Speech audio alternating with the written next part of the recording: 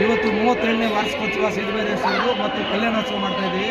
ಅದಕ್ಕೆ ನಾವು ನಮ್ಮ ಶಿಡ್ಲಘಟ್ಟ ಕ್ಷೇತ್ರದ ಜನನಾಯಕರಾದ ರಾಜೇಗೌಡರನ್ನು ಮನೆಗೆ ಹೋಗಿ ಭೇಟಿ ಮಾಡಿದಾಗ ಒಂದು ವರ್ಷದಿಂದಲೇ ಬರ್ತೀನಿ ಅಂದರು. ಟೈಮ್ ಇಲ್ಲದೆ ಬರೋಕ್ಕಾಗಲಿಲ್ಲ. ನಿನ್ನೆ ಹೋಗಿ ಕೇಳಿದಾಗ ಎಷ್ಟೇ ಕೆಲಸ ಇರಲಿ ಬರ್ತೀನಪ್ಪ ಅಲ್ಲಿಗೆ ಅಂತ ಹೇಳಿದರು.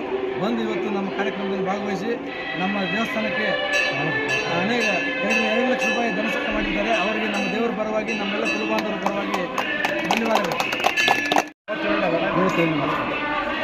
ನಮಸ್ಕಾರ. ಇವತ್ತು 37ನೇ ವಾರ್ಷಿಕೋತ್ಸವನ ಸಿದ್ದಬೈರೇಶ್ವರ ಸ್ವಾಮಿ ದೇವಾಲಯನ ಭಾಳ ಸುಂದರವಾಗಿ ಭಾಳ ಒಳ್ಳೆ ಒಂದು ಇಲ್ಲಿ ಬಂದ್ರೇ ಪಾಸಿಟಿವಿಟಿ ಅನಿಸುತ್ತೆ. ಈ ಕುಲಬಾಂಧವರು ಎಲ್ಲರೂ ಸೇರಿ ಇವತ್ತು ಒಳ್ಳೆ ದೇವಾಲಯ ನಿರ್ಮಾಣ ಮಾಡಿದ್ದಾರೆ. ಖಂಡಿತ ಹೇಳ್ತಿದ್ದೀನಿ, ಇದೊಂದು ದೇವಾಲಯ ಅಲ್ಲಿ ಏನು ಸೀತಿ ಭೈರವೇಶ್ವರ ಸ್ವಾಮಿ ಸೀತಿನಲ್ಲಿದೆ ಆ ಒಂದು ಅದಕ್ಕಿಂತ ಹೆಚ್ಚಿನ ಒಂದು ಖ್ಯಾತಿ ಪಡೆದಿದೆ ಅನ್ನೋ ಒಂದು ಮಾತನ್ನು ಹೇಳೋಕ್ಕೆ ಇಷ್ಟಪಡ್ತೀನಿ. ಭಾಳ ಇರುವಂಥ ಎಲ್ಲ ಕುಲಸ್ಥರಿರ್ಬೋದು, ಭಕ್ತಾದಿಗಳಿರ್ಬೋದು ಭಾಳ ಶ್ರದ್ಧೆ ವಹಿಸಿ ತುಂಬ ಚೆನ್ನಾಗಿ ದೇವಾಲಯ ನಿರ್ಮಾಣ ಮಾಡಿದ್ದಾರೆ. ಆ ಭಗವಂತ ದೇವರು ಎಲ್ಲ ಕುಲಬಾಂಧವ್ರಿಗೆ ಇನ್ನಷ್ಟು ಶಕ್ತಿ ಕೊಡಲಿ. ಸಮಸ್ತ ನಮ್ಮ ಶಿಡ್ಲಘಟ್ಟ ವಿಧಾನಸಭಾ ಕ್ಷೇತ್ರದ ಜನತೆಗೆ ಎಲ್ರಿಗೂ ಆ ಭಗವಂತ ಒಳ್ಳೇದು ಮಾಡಲಿ.